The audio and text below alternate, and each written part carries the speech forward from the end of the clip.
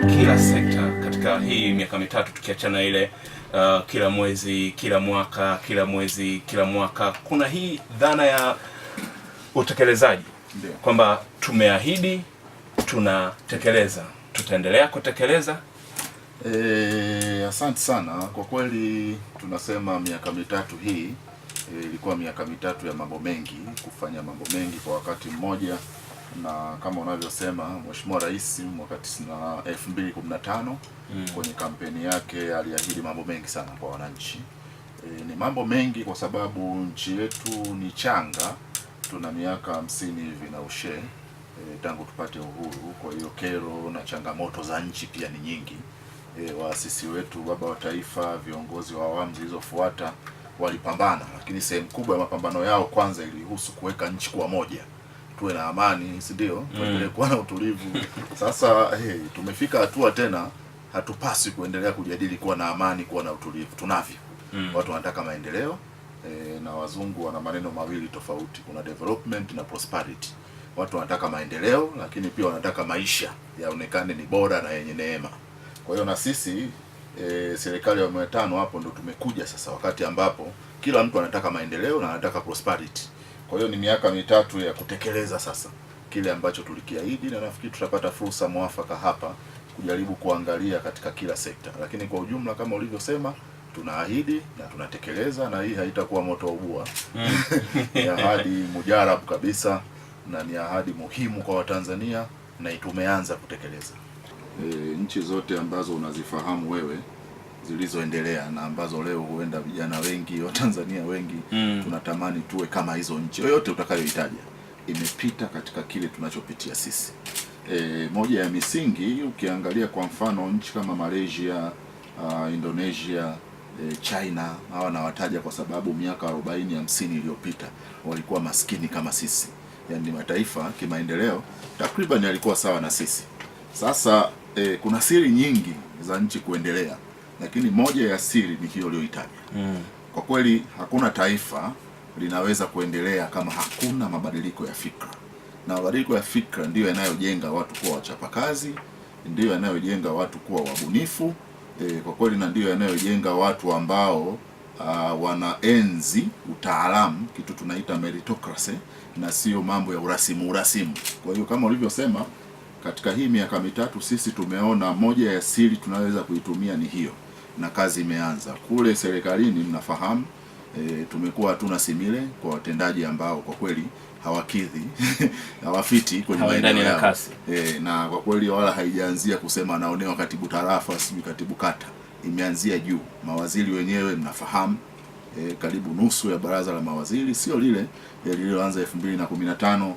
Makatibu wakuu, ukija wakurugenzi kwenye idara mbalimbali, taasisi za umma, unapewa kazi, unapewa majukumu, unapewa sheria, unapewa budget. Tekeleza kwa niaba ya Watanzania.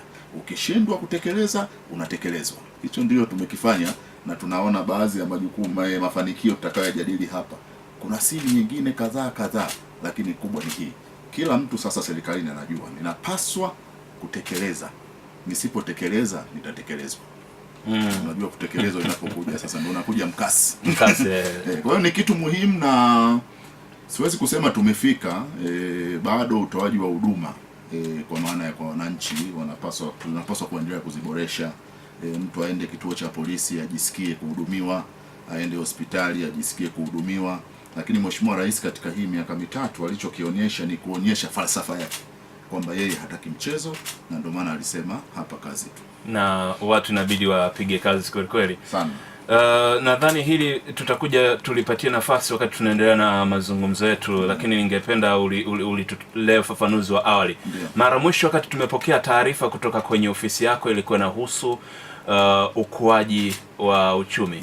Na saizi serikali ya viwanda tunaukimbilia kwa kasi uchumi wa kati. Tumefikia wapi? Uchumi wa kati una taswira nyingi, na uko sahihi kabisa kwamba kama taifa, kama nilivyosema, baada ya kuungana tunazungumza Kiswahili. Unajua awamu zile tunasema the first project of national building, ile awamu ya kwanza ya ujenzi wa taifa, sijui watu waliounganishwe wazungumze Kiswahili, wazungumze lugha moja, tushapita. Tupo kwenye awamu kama unavyosema, tunataka nchi yenye maendeleo, na maendeleo sisi tukaweka target, tumeweka lengo. Ni maendeleo gani? Tunataka tufike uchumi wa kati kuelekea dunia au ulimwengu wa kwanza. Sasa uchumi wa kati sifa zake kubwa ni nchi kuwa na viwanda. Uwe na viwanda vya kutosha. Maana yake ni kwamba viwanda vitachagiza kilimo, kwa sababu viko viwanda vingi vitahitaji mazao ya kilimo. Lakini unapozungumzia uchumi wa viwanda, unazungumzia ajira pia kwa Watanzania. Kwa maana hiyo pato la mtu mmoja mmoja na la taifa litashuka. Kwa hivyo ni baadhi ya vigezo, na uchumi wa viwanda pia nasema nchi ya kipato cha kati pia ni nchi ya watu walioelimika, watu wenye elimu, wamesoma, elimu nzuri. Kwa hiyo ukiniuliza, kuna mambo tumeshaanza kuyafanya kuelekea huko.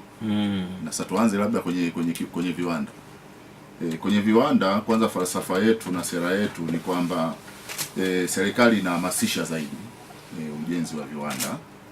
Ni pale tu maeneo machache ya kimkakati ikilazimika serikali yenyewe kujenga itafanya hivyo, lakini kwa kiasi kikubwa tunachagiza sekta binafsi, na tumefanya mageuzi ambayo yameleta mafanikio. Kwa mfano, ukienda TIC, kituo cha biashara kile, wawekezaji zamani ulibidi wapite ofisi zaidi ya 10 kuja kuanzisha biashara yako au kiwanda. Sasa hivi tumebadili huo mfumo. Ukiwa mwekezaji unakuja Tanzania, unataka kuwekeza kwenye kiwanda au biashara nyingine yote kubwa, pale TIC kuna ofisi zote, maofisa wa ofisi zote wametengenezewa ofisi moja.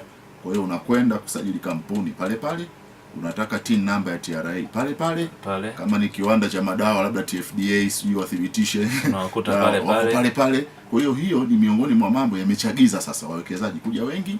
Na tunapozungumza kwa mfano kwanza katika nchi za Afrika Mashariki, Tanzania inaongoza kwa uwekezaji wa watu 26,000 wameajiriwa moja kwa moja viwandani.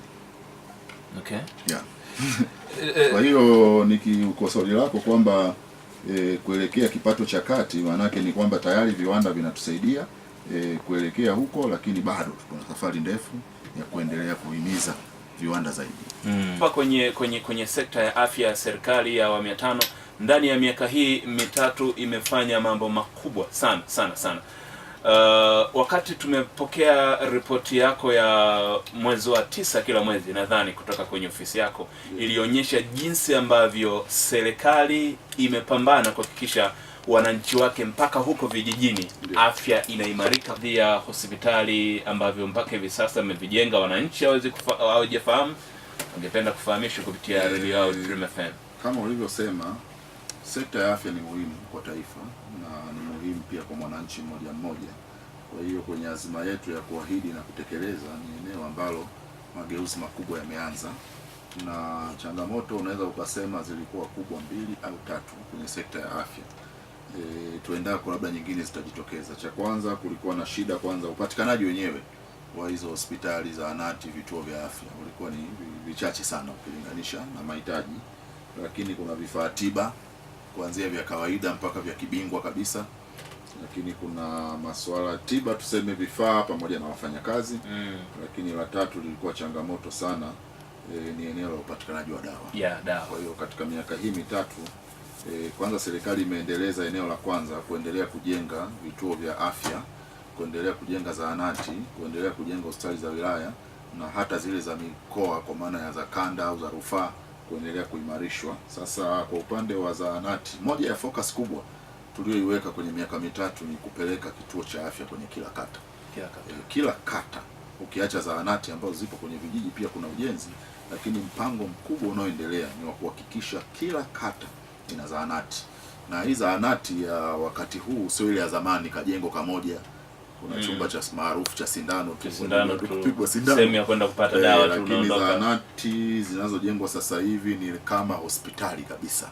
Kunakuwa na vyumba hivyo vya madaktari, wodi za wagonjwa wa kawaida, kunakuwa na nyumba za wafanyakazi pia wa hiyo sekta ya afya. Yani ni complex mpaka kuna sasa hivi, na tumeingiza kitu kingine muhimu, kuweka wodi za kina mama. Huku kwenye kata ndiko ambako wazazi wengi wanapoteza maisha kwa sababu ya kukosa ile huduma. Unajua, unaweza ukaimarisha hospitali ya wilaya lakini watu wanaishi vijijini wengi. Kwa mpaka mzazi, mama mjamzito, kuna complication afike wilayani au mkoani, tuligundua inakuwa inaleta shida. Kwa tumewekeza kwa mfano kwenye vituo vya afya ambao ndio kwenye kata. Tumeweka mashine mbalimbali za kisasa mpaka vifaa vya operation kusaidia watu kwa kweli wengi watibiwe pale. Na ujenzi pia umefanyika. Kwa mfano tangu uhuru, lakini tusizungumzie kwamba ni miaka mingapi. Tangu uhuru tulikuwa na vituo vya afya vinavyofanya kazi 115 nchi nzima toka uhuru. Katika miaka mitatu hii tumefikisha vituo hivyo kuwa 210 vinavyofanya kazi. Kwa maana yake vimejengwa vituo zaidi ya 100 na kitu katika kata mbalimbali nchini na kuwekewa hivyo vifaa ninavyosema vya kisasa na tiba. Sawa, kwa hiyo hapo tunaendelea na kwenye bajeti ya mwaka huu tunazidi kupambana. Tumetenga bajeti kuhakikisha kata zaidi zinakuwa na zahanati, na sasa hivi nafikiri nyinyi mnawaona hata wakuu wa mikoa, wakuu wa wilaya kila siku wanashinda site. Utaona mara kwa mara kabeba tofali, utamuona ni ujenzi ule wa zahanati. Tunataka ili tatizo kufikie miaka fulani tumalize kabisa. Lakini sio hicho tu, dawa tumeongeza bajeti ili wananchi dawa zifike. Kuweka jengo haitoshi. Unaweka jengo pale sawa, vifaa vipo. Je, mtu akishaonekana ana tatizo malaria au kitu gani, dawa ziko wapi? Shida kubwa sana ilikuwa. Kwa hiyo tumebadilisha mfumo, tumeongeza bajeti kutoka bilioni 31 mwaka 2015 kwenda mwaka 2016 ikawa bilioni 251, na tumeendelea kuongeza. Sasa tunavyozungumza bajeti ya dawa na vifaa tiba kwa mwaka kwenye bajeti ya serikali ni bilioni 270. Hii ni fedha ambayo Mheshimiwa Rais anaitoa kila mwezi kuhakikisha dawa zinawafikia wananchi maeneo walipo, na iwe ya bei rahisi, kwa sababu pia wakati fulani nyuma dawa zilikuwa bei kubwa, ikiwepo bei kubwa, lakini muda mwingi haipo. Kwa sasa hivi zimepungua pia bei. Kwa nini?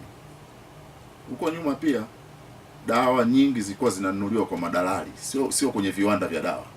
Yaani mtu hana hata kiwanda, anachukua dili tu, kashinda zabuni, kwa hiyo gharama ni kubwa, anaongeza cha juu 300 anakuja kuuza 500 cha juu. Sasa hivi agizo ni kwamba ile bohari yetu ya dawa MSD inanunua dawa kwa wazalishaji moja kwa moja, na ukiangalia takwimu imepunguza gharama kwa takriban 40% hivi thamani ile ya gharama za dawa. Lakini la tatu, labda kwenye sekta ya afya, moja ya changamoto tuseme kwa serikali na kwa Tanzania pia ilikuwa gharama za matibabu ya kibingwa. Acha ya magonjwa madogo madogo, malaria, watu wengi wana matatizo ya moyo, figo, maradhi kama hayo. Ilikuwa ukiugua hiyo unaweza kwenda sijui ndapona kweli? Na labda upelekwe nje ya nchi, ndio ilikuwa option kubwa. Na kama una pesa basi ndio imekula kwako. Na kwa kweli wengi inawezekana hatujui, hatuna takwimu kamili, lakini huenda wengi wamepata madhara zaidi kwa sababu ya ukosefu huo wa fedha. Lakini katika miaka hii mitatu serikali imewekeza vya kutosha vifaa tiba, wataalamu katika hospitali zetu kubwa kubwa, na inaendelea. Lakini tumeanzia kwa mfano Benjamin Mkapa Dodoma na Muhimbili. Sasa hivi wanapandikiza mpaka figo, na kuna wagonjwa zaidi ya 8-9 wameshapandikizwa figo, wametoka salama, kwa sasa wanaendelea na maisha yao. Tiba hii unaweza ukaona tu neno tumepandikiza figo, lakini nyuma yake ni uwekezaji mkubwa kwenye vifaa vya kisasa, lakini pia ni uwekezaji mkubwa kwenye madaktari bingwa kwa hayo maeneo, na imepunguza pia gharama za wengi kwenda nje, lakini pia imetusaidia kama taifa. Tanzania sasa hivi imeanza kuwa nchi kimbilio za nchi nyingine za Afrika kuja kutibiwa hapa. Nao walikuwa na problem kama sisi, labda wanapaka waende India, waende South Africa, lakini sasa hivi nchi nyingi tu, Malawi, tunapokea wagonjwa kutoka Zambia, Kongo, Burundi, Uganda, Kenya, Komoro, Mauritius, wanakuja Tanzania. Hatujafika sana, lakini tumeanza na sisi kuwa katika miaka hii mitatu ni donor country kwenye kusaidia huduma za afya kutoka kwa nchi nyingine za Afrika. Unaweza ukajenga miradi tu midogo midogo. Tumejenga miradi mikubwa ya umeme, na wengine wanasema mbona gesi imesahaulika. Sio kweli. Miradi mikubwa leo hii ukiona umeme umetulia nchini ni upanuzi au ujenzi wa miradi mikubwa kwenye upande wa umeme wa gesi. Pale Dar es Salaam tuna miradi mikubwa miwili inaendelea na mmoja mkubwa umekamilika. Kuna mradi wa upanuzi wa Kinyerezi 1 Mradi ule wenyewe wa kwanza wa Kinyerezi 1 wa megawati 150 ulishakamilika kwenye awamu iliyopita. Kwenye awamu hii tukaanza kutekeleza upanuzi wa ule mradi. Ukipanua, wataalamu walisema utapata zaidi ya umeme hata kuliko wa mwanzo. Kwa hiyo tukawekeza, tumetekeleza mradi wa Kinyerezi 1 extension ni megawati 185. Sasa ndugu yangu, wewe ni mtu wa umeme, unaelewa megawati. Megawati, ukitaka kuelewa wingi wa huu umeme, uchukulia mkoa wa Lindi na Mtwara kwa pamoja zinatumia megawati 19 mpaka 20. 19 mpaka 20. Ziunganisha. Sasa unaposema kuna mradi wa megawati 185, maana yake ni mikoa karibu 8-9 ya aina ya ukiunganisha Mtwara na Lindi kwa pamoja. Wingi wa huo umeme. Kwa hiyo ni mikoa karibu tumetengeneza umeme kwa Kinyerezi 1 extension unaweza kuendesha mikoa zaidi ya 10 kwa mfano. Kwa hiyo ni umeme mwingi sana. Lakini Kinyerezi 1 inaendelea hiyo extension na huenda ukakamilika mwakani mwanzoni. Lakini kuna mradi wa Kinyerezi 2. Huu ni mradi mpya kabisa. Ulianza kipindi hiki. Wenyewe ni mkubwa zaidi. Ni megawati 240. Na kuna mradi mwingine pale pale ukajitokeza wa Mvuke umefikia megawati 40 nyingine. Kwa hiyo ni takriban megawati 280. Umeme huo, mradi huo tumeutekeleza ndani ya miaka mitatu, umekamilika. Hivi ninavyozungumza na wewe, Kinyerezi 2 tena hutanisikia kuanzia Januari nikizungumzia tunatekeleza. Hapana, tumekamilisha karibu megawati zote 280 kwa sasa zimeingia kwenye grid ya taifa, na ndio maana unaona kwa sasa umeme kwa kweli ukisumbua labda ni nyaya, transformer, lakini sio kwamba nchi ina shida ya umeme. Lakini kubwa zaidi, kuna watu wanasema tumesahau gesi, lakini nimekuonyesha kwamba umeme wa gesi tumeendelea kuwekeza, lakini umeme wa bei rahisi ambao pia utakuja kusaidia viwanda na mwananchi mmoja mmoja ni umeme wa maji. Na Tanzania tuna bahati kwamba tuna eneo la Stiegler's kule Mto Rufiji ambalo baba wa taifa alitamani atekeleze huo mradi akashindwa kwa sababu ya gharama. Kwa sasa serikali pia imeamua tunaitekeleza Stiegler's Gorge. Umeme wote uliopo nchini ni takriban kwa sasa megawati 1600 na kitu. Stiegler's peke yake ni 2100. Kwa ni mradi wa kihistoria. Kwa hakika mapato ndio msingi wa nchi kujitegemea. Kwa hiyo ni kweli kwamba tumesisitiza sana, tumebanana sana katika hii miaka mitatu kwamba kila mtu kama ana deni la Watanzania la kodi alipe ili tuweze kuwa na uwezo mkubwa wa kutekeleza miradi. Unaweza ukasema sasa hivi kuna mijadala, sijui mbona hela haionekani, uchumi unakuwa, hela zimekwenda wapi? Hii miradi tuliyotaja ni mageuzi makubwa sana.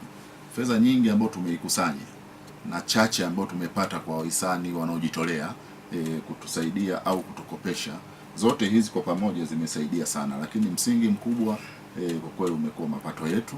Kwa mimi niwaombe tu wafanyabiashara wa Tanzania popote walipo tuendelee kuwa na moyo yani usitake mpaka utafutwe, ukimbizwe, ukalifungwe.